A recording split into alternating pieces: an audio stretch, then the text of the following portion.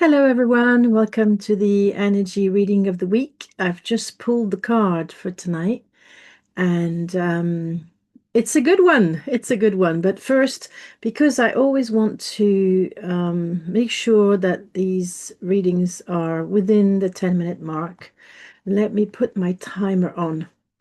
So, the energy of the week is clutter. Your clutter is draining you. Now, I don't know if you've ever experienced clutter. I have, and I don't know anyone in my life actually who doesn't have a bit of clutter. I'm sure if you look behind me, you can see a couple of piles of notebooks and books and paperwork. And I'm not showing you my floor, but it's there as well. I have some papers on my floor.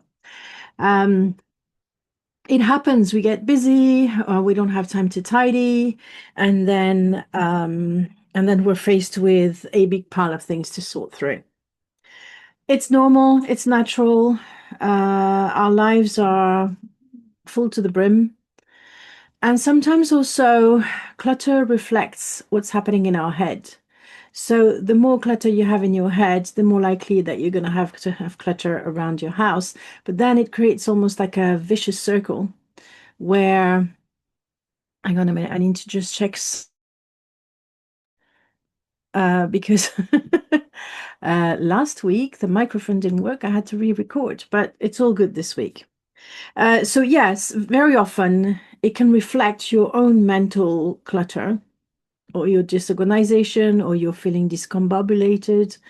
And so then it feeds off each other. And then the more clutter you have around you, the more you're confused, the more your energy is frazzled, because it does affect your energy levels and it affects the clarity of your thinking, if the clutter. Clutter can also be emotionally charged. So sometimes we keep things because we feel obliged to.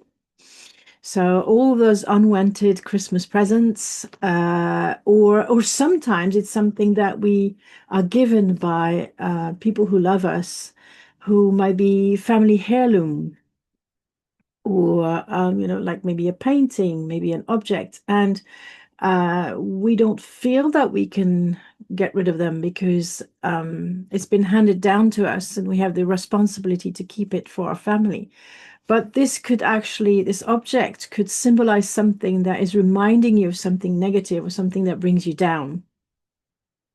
So it's very important to make sure you don't keep things like that in your house. And it's probably going to be a bit complicated if it's a family heirloom, but perhaps you have siblings who would be happy to have them, and you can let go of them.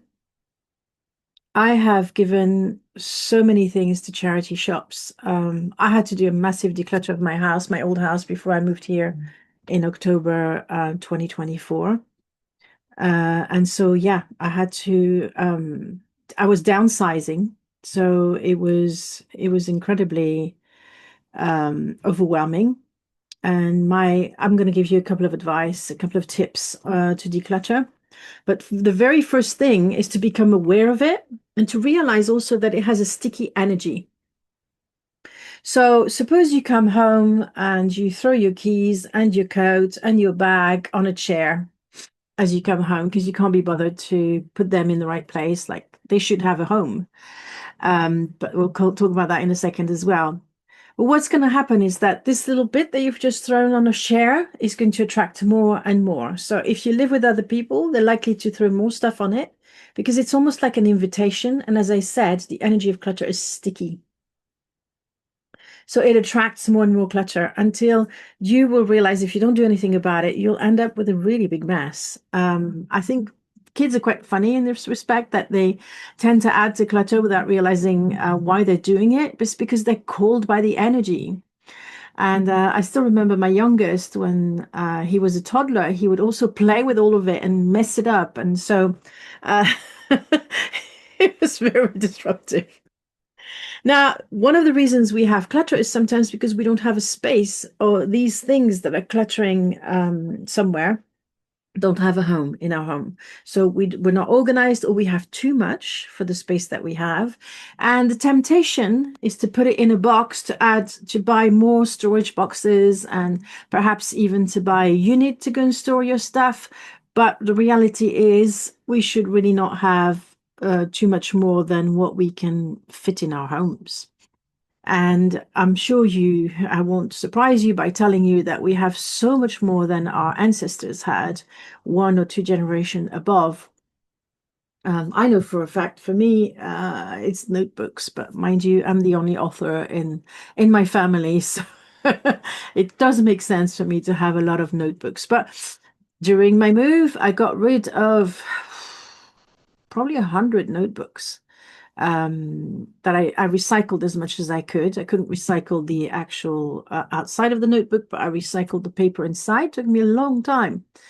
Now, what's also important with notebooks, especially if you journal about negative things that's happening to you, keeping these journals in your home is going to also keep the negative energy in your home. So I still remember a client of mine who was telling me how she was struggling to sleep.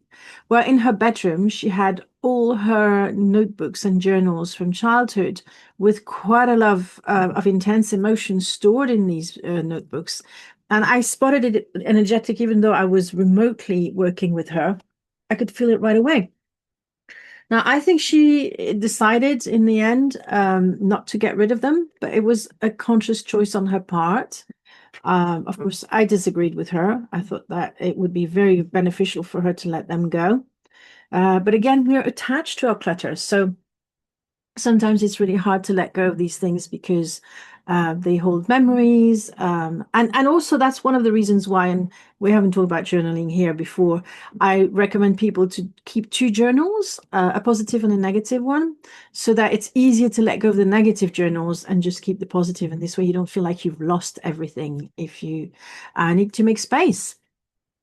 Clutters can be books, it can be clothes that no longer fit you. Perhaps you have all these beautiful professional clothes that no longer, yeah, that you've outgrown. Maybe you've put on weight, maybe you've lost weight, they don't fit you anymore. You're waiting for the time when you can fit them again, or they will fit you again, sorry. But really, that also ties into a poverty mentality because, in a way, and I am a bit of an offender in this respect, but I've got a lot better. I have certain clothes that I love so much, and with fashion the way it is, it's very hard to find the same thing again. If something that fits you, I know we all have very different body shapes, and so I understand people's attachments to their own clothes. But if you haven't been able to wear them for 4, 5, 6 years, then it's probably time to let them go because they're also a reminder every time you open your wardrobe about what you can no longer fit. So you're poking the bear constantly about the fact that perhaps you're bigger than you want to be, or maybe you've accepted your new weight. So why are you hanging on to the old clothes? There's so many clothes banks nowadays. There's so many charities who take clothes. You can also buy a lot of. So if you're a bit on a yo-yo and you've put on a lot of weight, but you know that you can lose some, instead of hanging on to old clothes, just set yourself a target to treat yourself to some new clothes, even if they're secondhand, because you don't want to impact the environment. And I realize that fast fashion is very, very bad for the environment. So I'm not recommending everyone to buy clothes, but just to keep however much you need. So that's the clothes. We've talked about books. I'm not there just yet, but probably it's better to borrow books from a library rather than buying your own books. Now, I'm an offender, but at the same time, I will defend my choices because I read the kind of books that you don't find in libraries very easily. Spiritual books, rare books, and so that's why I have a tendency to buy those books. At the moment, I buy them whenever I can on Kindle, but I know that it's also very easy to accumulate lots of books that you don't read. And I was like, oh yeah, I'm going to get this one on Kindle. And then it just gather what I call electronic dust. So it's also just generally about being mindful about consuming. our consumption. We're constantly, obviously, bombarded by marketing that tells you that we need this, we need that, and the other. And it's time to kind of pull back a little bit and be more discerning. And because if you have clutter in your home, it's very clear that you don't have space for new stuff. So if you want new stuff, and why not? If you want to upgrade something, like recently, I got a really beautiful coat from a charity shop that was just perfect, and I'm so happy with it. So I donated my old coat to a homeless charity. But there are people who will keep the old coat just in case, which is a mentality that you really need to tackle. And it actually ties to prosperity mentality. So if you need help with that, that's the kind of work that I do with my client. Prosperity is the P in my EPIC framework, which is the foundations of success without burnout. If you have an issue with prosperity, and we all have money mindset issues, there's a tendency to go into the burnout cycle for reasons that I might explain in another video, or that I could explain in a session if you want to book a discovery call to see if you'd like to work with me. So 2 invitations tonight. Go to my website, www.angedelumiere.biz. So Ange de Lumiere is spelled ANGEDELUMIERE. The link will be underneath this video. And also, I invite you to book a discovery call with me if you want to discuss how I can help you with your clutter, because there's one thing that I can do, and I have a special offer for that, is I can actually work energetically on your home, or even if the clutter's in your office, to help break down the energy around the clutter so it's easier for you to start to sort it out. And I've actually done that with clients before, and they've reported it being a lot easier to sort out their clutter. So thank you for watching. If you think that know anyone who might be interested in watching this video, who might need it, feel free to tag them or send them a link to this video wherever you find it on social media. This is the energy of the week for the week starting on 2nd of February 2026. And I'll see you again next Sunday. Bye for now.